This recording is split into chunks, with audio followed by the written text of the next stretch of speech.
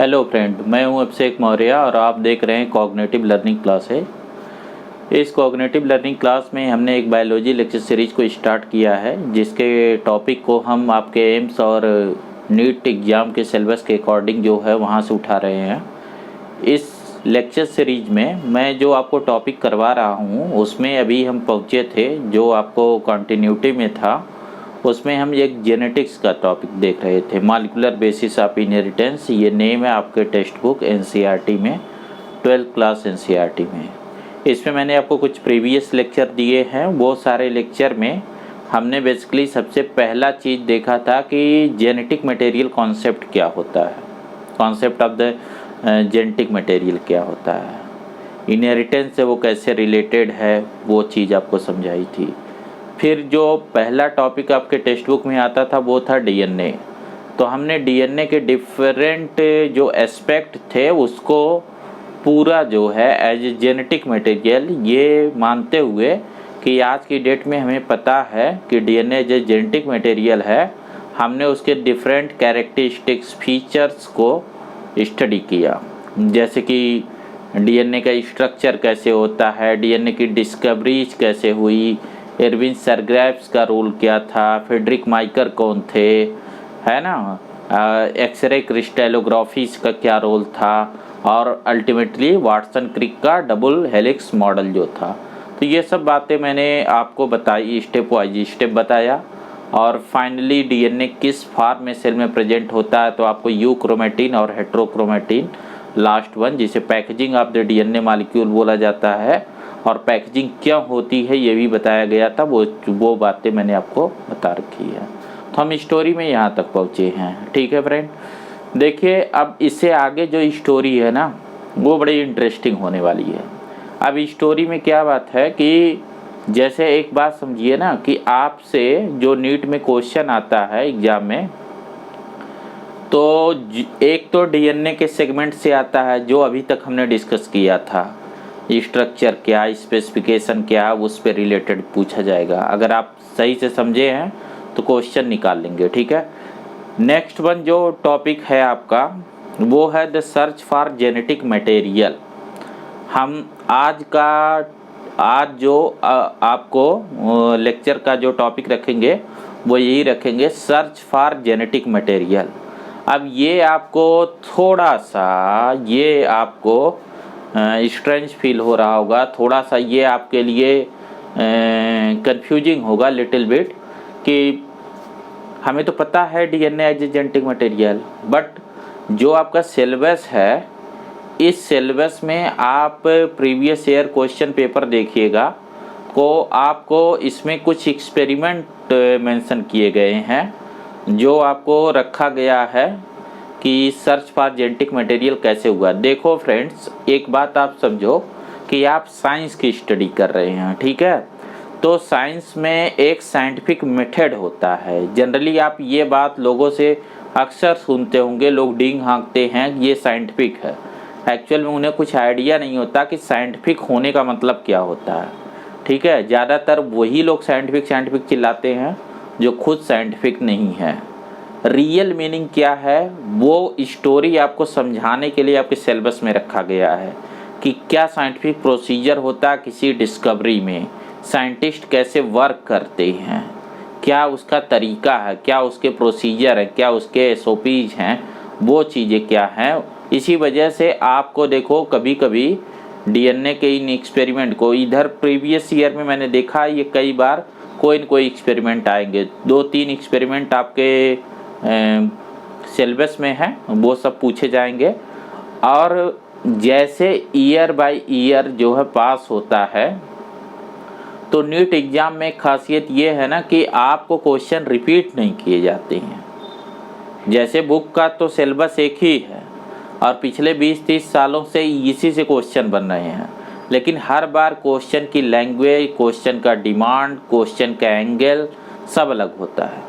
इसी वजह से आपको बड़ा होलिस्टिक व्यू में इस एनसीईआरटी टेक्स्ट बुक को पढ़ना होता है कि वो एक्सपेरिमेंट ही पूछेंगे, लेकिन एक्सपेरिमेंट को नए एंगल से पूछ दिए तो हो सकता है वो बताने में ज़्यादातर स्टूडेंट फेल हो जाए।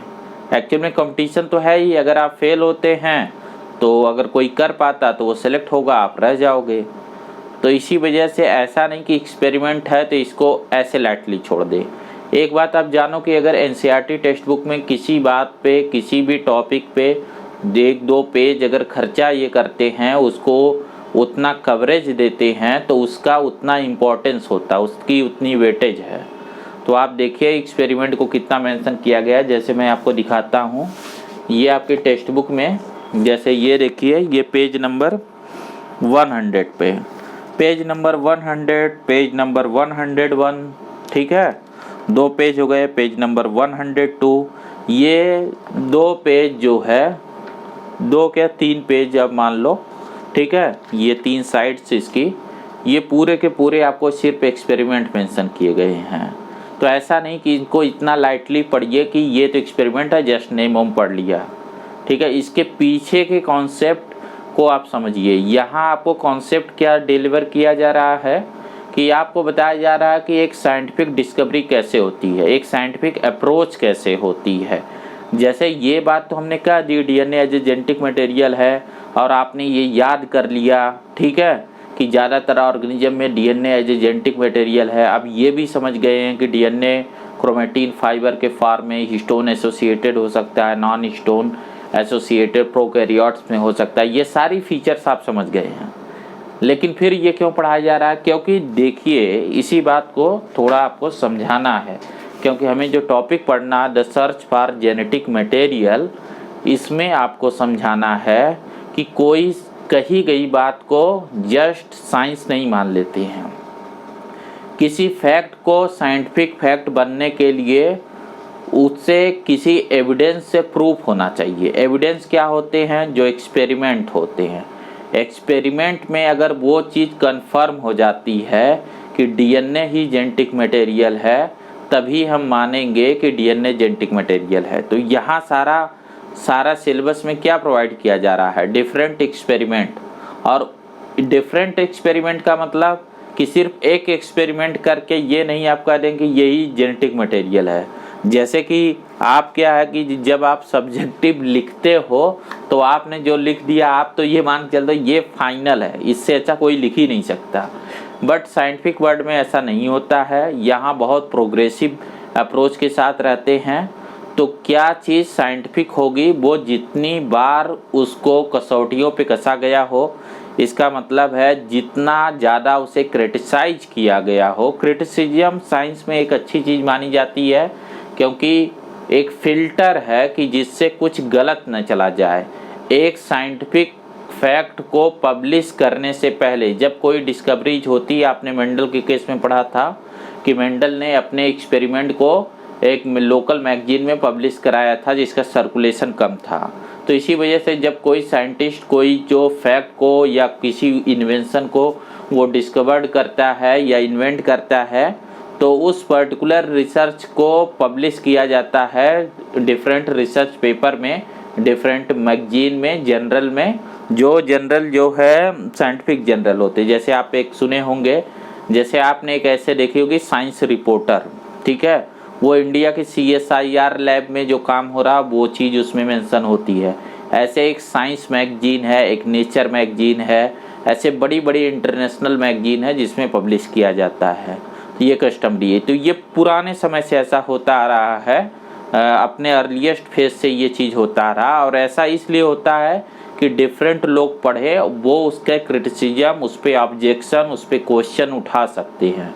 और जब वो क्वेश्चन उठाते हैं तो जो डिस्कवरर है वो उनको अपने आंसर से सेटिस्फाई करता है। तो उसकी बहुत सारी लेक्चर सीरीज होती हैं, वो डिफरेंट इंस्टीट्यूशन में जाता है, अपने लेक्चर देता है।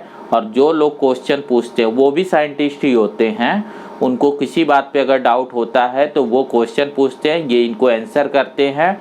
और सिर्फ ओरल आंसर को नहीं मान लिया जाता है फाइनल, उस आंसर के साथ अपने सबूत पेश करते हैं कि ये देखिए मैंने एक्सपेरिमेंट किया, ये एक्सपेरिमेंट का डिटेल है और ये इसे फॉलो करते हैं। जैसे मैं आपको बताऊं, एक बहुत लेटेस्ट बात है जो आज के समय में हो रही थी, कोरोना वायरस।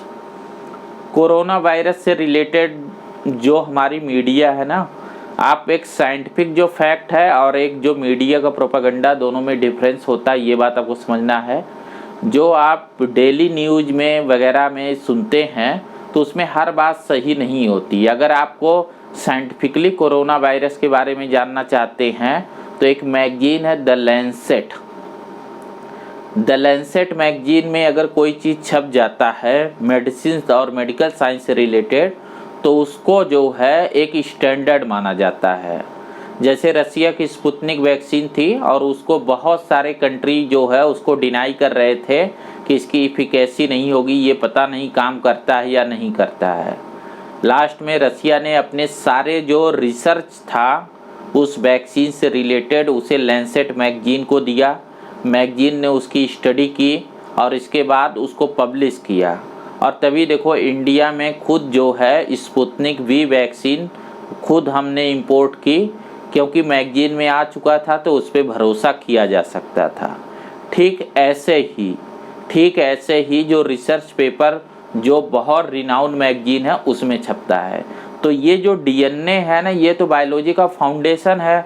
बायोलॉजी में कुछ भी लिविंग होगा उसमें हर एक लिविंग में आपने पढ़ा इनहेरिटेंस की, हेरिडिटी की प्रॉपर्टी होगी, तो उसमें जेनेटिक मटेरियल होना चाहिए।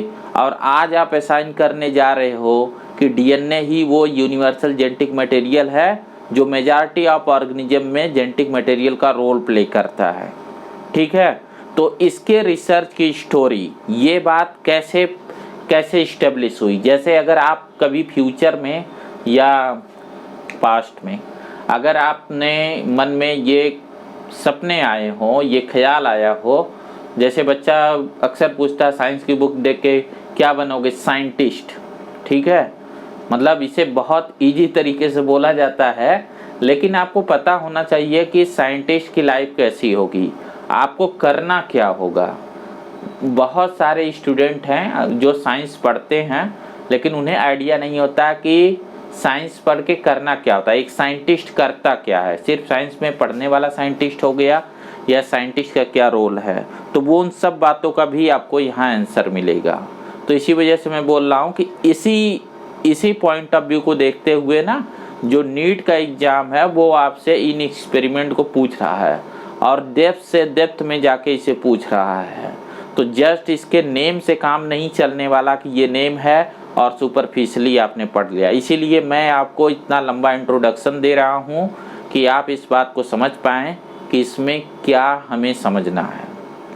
फ्रेंड्स, इससे पहले मैं टॉपिक को स्टार्ट करूं, मैं आपसे एक रिक्वेस्ट करना चाहूँगा कि अगर आप लोग मेरे वीडियो को पहली बार देख रहे हैं, अगर आपको कंटेंट पसंद आता है, जो कि आएगा ही, अगर आप एक सीरियस कैंडिडेट हैं तो आपको ये रेलिवेंट लगता है तो आप इसे लाइक और सब्सक्राइब करिए, चैनल को सब्सक्राइब करिए और जो लेक्चर है उनको लाइक करिए और डिफरेंट मीडिया प्लेटफॉर्म पे अपने स्टडी ग्रुप के बीच इसे सर्कुलेट करिए, ज़्यादा से ज़्यादा लोगों तक ये पहुँचे, जिससे जो है वो ज़्यादा से ज़्यादा लोग इससे बेनिफिटेड हो सके, उनको बेनिफिट मिले। अब मैं देर न करते हुए टॉपिक पे आता हूँ। इम्पोर्टेंस आप समझ गए कि हम पढ़ने वाले सर्च फॉर जेनेटिक मटेरियल, ये वो टॉपिक था जो हम कर चुके हैं, तो मैं इसे हटा रहा हूँ। ये सब बातें तो आप समझ ही गए थे कि वो जेनेटिक मटेरियल कैसे है। देखिए, जो सर्च फॉर जेनेटिक मटेरियल है, मैं जो है थोड़ा ऐसे बोलते जा रहा हूँ, आप सुनते जाइए जस्ट इस बात को। देखिए, आप जो है ना जब मेरे लेक्चर को सुनते हैं तो इसमें एक रूल ये फॉलो किया करिए कि जैसे जब मैं सिर्फ बोल रहा हूँ, ठीक है, तो उसको आप सुनिए, ठीक है, लेकिन जब मैं बोर्ड पे कुछ भी लिख रहा हूँ, बोर्ड पे कुछ भी मैं बना रहा हूँ, तो वो सब अपना आप नोट समझिए और उन सब चीज़ों को आप नोट करिए। ठीक है, अपनी जो भी आपके पास वर्कबुक है उस पे उन सबको नोट करते जाइए। तो देखिए, जैसा हमने पढ़ा था पहले लेक्चर में कि जेनेटिक मटेरियल का क्राइटेरिया होता है, तो एक बार उसको फिर से रिकैप करते हैं, एक बार आप उसे रिमाइंड करिए कि किस चीज़ को आपने जेनेटिक मटेरियल बोला था। तो आपने 4 क्राइटेरिया पढ़ी थी। देखिए, उसी बात को हम बार बार रखेंगे क्योंकि वही तो फाउंडेशन है, इसीलिए मैंने उसको सबसे स्टार्टिंग में आपको बताया कि जेनेटिक मटेरियल का मीनिंग क्या होता है। तो उसमें क्राइटेरिया नंबर फर्स्ट क्या थी कि वो मॉलिक्यूल जो है, मॉलिक्यूल या वो जो सब्सटेंस है, अभी हमें नहीं पता कि वो मॉलिक्यूल है क्या है, अभी मैं स्टोरी में आपको समझाता हूँ कि हम ऐसा मैं बोल रहा हूँ। तो वो जो सब्सटेंस है वो स्ट्रक्चरली और केमिकली स्टेबल होना चाहिए। वो जो है रेप्लिकेशन की उसमें कैपेबिलिटी होनी चाहिए, सेकंड नंबर। थर्ड है कि उसमें म्यूटेशन होना चाहिए, और लास्ट वन है कि वो खुद को एक्सप्रेस कर पाए मेंडेलियन फैक्टर के फॉर्म में। मेंडेलियन फैक्टर का मतलब क्या है? फिनोटाइप। मेंडल के सारे एक्सपेरिमेंट किस पे बेस्ड थे? फिनोटाइप। क्योंकि मेंडल के समय में माइक्रोस्कोपिक बायोलॉजी इतना डेवलप नहीं थी, तो वो ज़्यादा से ज़्यादा फिनोटाइप की बात कर रहे थे। ठीक है, तो अभी हम टॉपिक को स्टार्ट करते हैं, जो आपके बुक में mention, the search for genetic material. Topic name है the search for genetic material.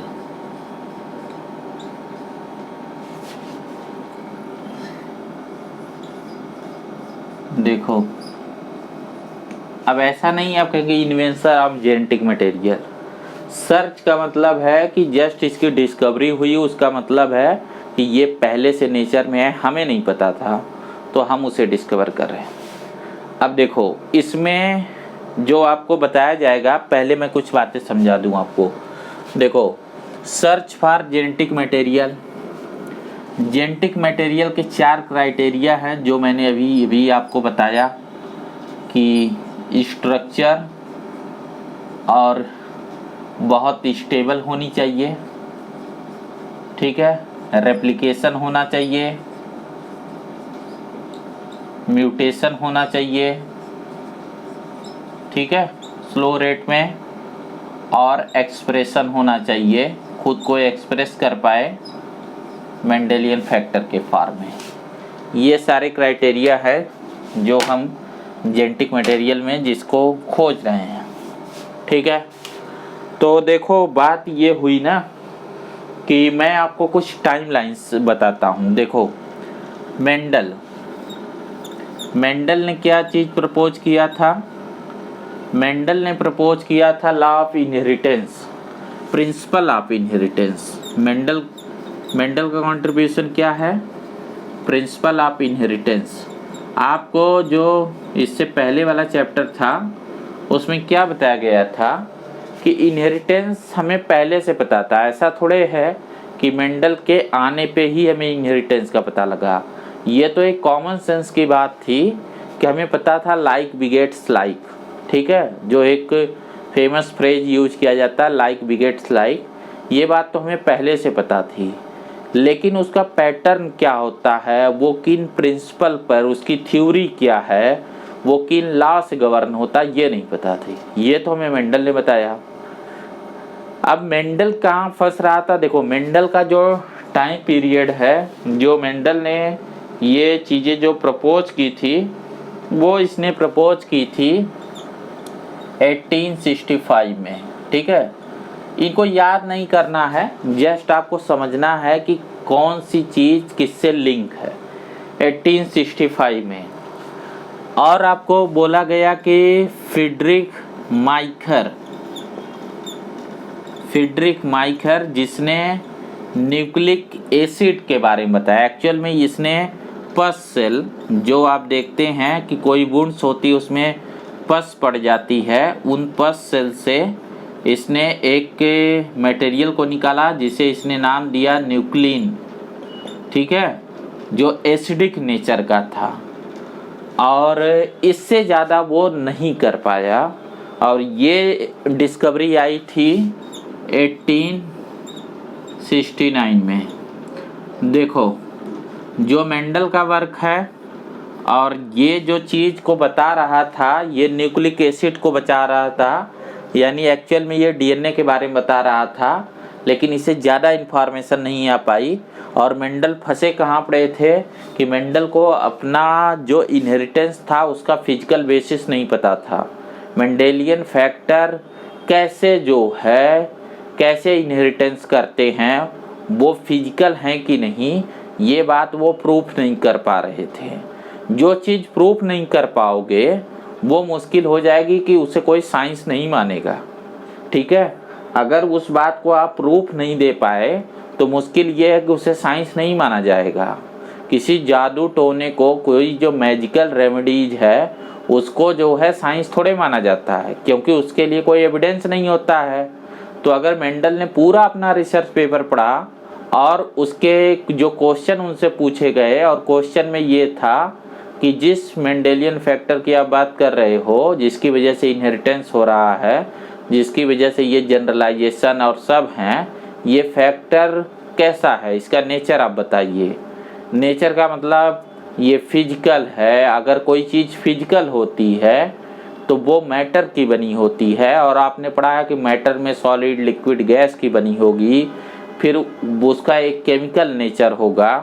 तो फिजिकल होने का मतलब, फिजिकल बेसिस होने का ये मतलब है कि बताइए वो क्या चीज़ है, वो किस चीज़ से बना। जैसे मान लो कि आज आपको पता है ना, आज आपको पता है, मेरी बात समझो ऐसे, आज आपको पता है कि मेंडल का जो फैक्टर है या जो जीन है, ये एक्चुअल में डीएनए का पार्ट है, ये डीएनए का सेगमेंट है।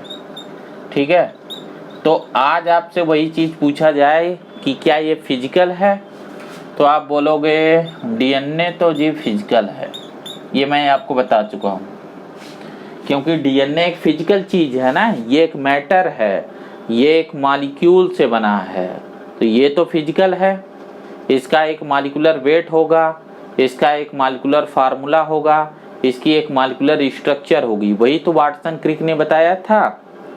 लेकिन अगर ये पूछा जाए कि और जीन क्या है, तो जीन मैंने आपको बताया था, जीन एक प्रोग्राम है। जीन उस तरीके से फिजिकल प्रेजेंट नहीं है, बट अगर उस एल्गोरिथम को फॉलो किया जाए, उन सब जीन में जो इन्फॉर्मेशन है कोडेड फॉर्म में, जीन में क्या है, तो जीन में आप बोलेंगे ये एक कोडेड इन्फॉर्मेशन है, और कोई भी इन्फॉर्मेशन फिजिकल थोड़े होती है। ठीक है, तो ये एक नॉन फिजिकल है, बट फिजिकल पे डिपेंडेंट है।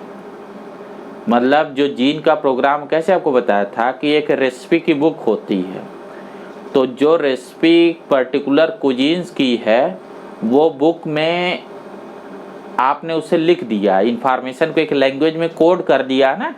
आप किसी न किसी लैंग्वेज में रेसिपी बुक को लिखेंगे, हिंदी, इंग्लिश, मराठी, कुछ भी लिखेंगे, जर्मन, फ्रेंच, तो एक्चुअल में रेसिपी कोई कहे इसमें से दिखाओ, तो आप निकाल के थोड़े दिखा सकते हैं।